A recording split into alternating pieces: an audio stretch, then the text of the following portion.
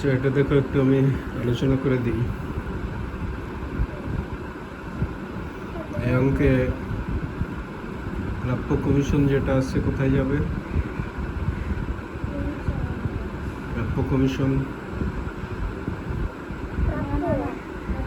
প্রাপ্য কমিশন আছে।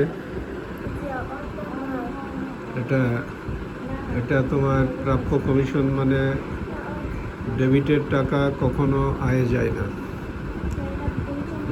প্রাপ্য কমিশন এটা যাবে চলতি সম্পদে। যাতায়াত খরচ যে 4,000 আছে, যাতায়াত খরচ পরিচালন ব্যয়ে যাবে। এখানে যে উত্তোলনের সুদ ধরতে বলছে না, উত্তোলনের সুদের সুদ ধরতে হবে কতদিনের? 6 মাসের। ভালো। উত্তোলন যে ডেবিটে আছে 1,43,000, এর উপরে 5% হারে 1 বছরের সুদ ধরতে হবে।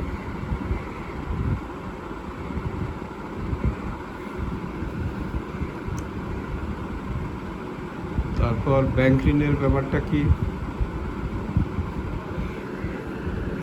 ব্যাংক ঋণ দেখো, 1/4 বকেয়া বলছে, তাই না? 1/4 বকেয়া মানে পরিশোধিত কত, এটা আগে বলো। পরিশোধিত হচ্ছে 3/4। লিখবা এভাবে, গ্রাফে লিখবা 3/4 সমান 50,000, 1 সমান কত? 3/4 সমান 50,000। 1 সমান যে কোনো ভগ্নাংশ থেকে 1-এর মান বেশি না? তাহলে 1 সমান হবে 50,000 গুণ 4/3।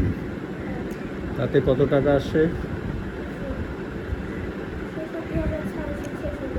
হ্যাঁ, 66,667 টাকা আসে। তার মানে এটা হচ্ছে টোটাল অ্যামাউন্টটা।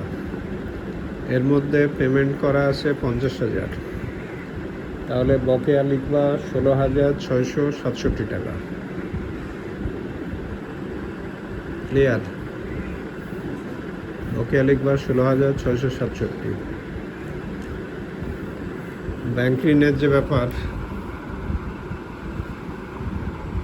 ব্যাংক ঋণ 1/7/15 তারিখে ব্যাংক ঋণ নিচ্ছে। অঙ্কটা 21 সালের।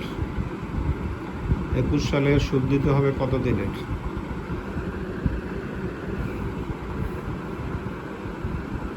ব্যাংক ঋণ নিচ্ছে 1/7/15-তে। 21 সালের সুদ দিবা কত দিনের? 1 বছরেরই সুদ হবে।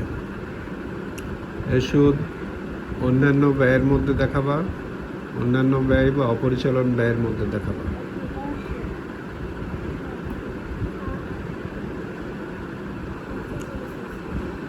অন্যান্য ব্যয় বা অপরিচালন ব্যয়ের মধ্যে দেখানোর পর এই বকে আবার চলতি দায়ের মধ্যে যাবে। তারপর যে এখানে ব্যাপার আছে,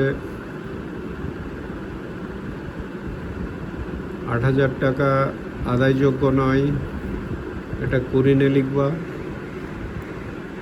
নতুন কুরিন সঞ্চিতি ধরবা দেনাদার থেকে 8,000 বাদ দিয়ে। মূলধনের সুদ কোথায় লিখবা? 2 বার। মূলধনের সুদ 10% হারে একবার আসবে অন্যান্য ব্যয়ে, আর একবার মূলধনের সাথে যোগ হবে।